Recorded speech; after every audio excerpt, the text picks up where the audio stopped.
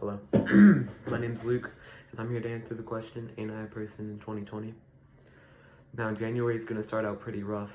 There's going to be World War III speculations, and a new disease with no name is going to come out. But not only that, wildfires in Australia are just going to completely ravage all of the land and agriculture. Ain't I a person in 2020? February starts out great with 2 shootings in one day. One at a church in Texas and the other at a school in Ohio. And the new disease being researched takes its very first life. But I'm sure it's nothing. It'll all blow over, right? That's what we thought. Until March 23rd, the new disease called coronavirus has been announced and the U.S. goes into a state of emergency. Lockdown has started, stores are shutting down, local public spots become ghost towns. And students start their first online learning day still joyful of seeing their friends in a week prior. Ain't I a person in 2020? April has now begun and students have been online for 2 full weeks expecting to go back to school any day now. Coronavirus has now taken hundreds and maybe thousands of lives, with the governor of Georgia saying April 22nd we will all go back to school. Everybody's so happy and joyful. The hope is dim, but it's still there. We get to see our friends again. Maybe I'm not a person in 2020. It's May. All hope is lost. Students have to graduate online and don't get the dream they've worked for 12 years. Other students wondering how they will function next year with online school being the norm. People are now getting prepared for the worst summer ever. It's June. COVID-19, as they're calling it, is now in the death range of tens of thousands. The U.S. is in chaos with several stores running out of things. And students becoming depressed because they have no friends to interact with. Ain't I a person in 2020?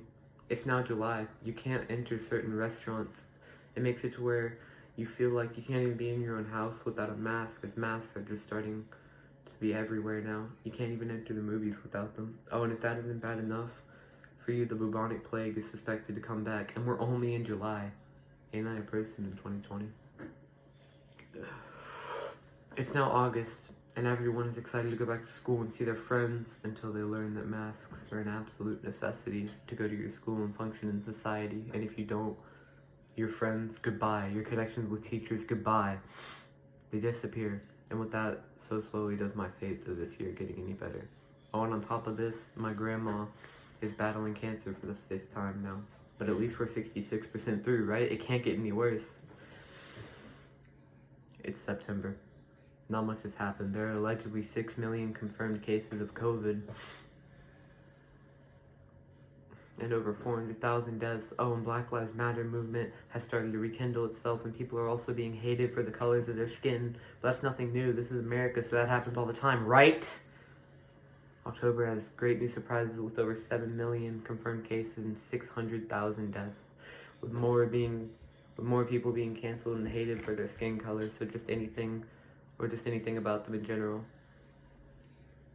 And my grandma died of adrenal gland cancer on October 26, 2020. She was my hero, and she's been there through everything with me. It's November 2020. Corona has now taken hundreds of thousands of lives with over 9.4 million confirmed cases. The election has happened, but not before the media has rekindled a new movement debated by 14 to 17-year-olds who can't even vote, and someone can cancel you for being helpful in society. It's November 2020. Everyone hates this year, and the people of the future will never know the half of it. I am a person in 2020, hoping it gets better.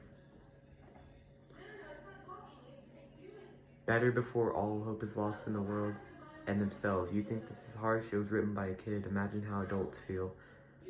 But at least once this year is over, it will get better, right? Right?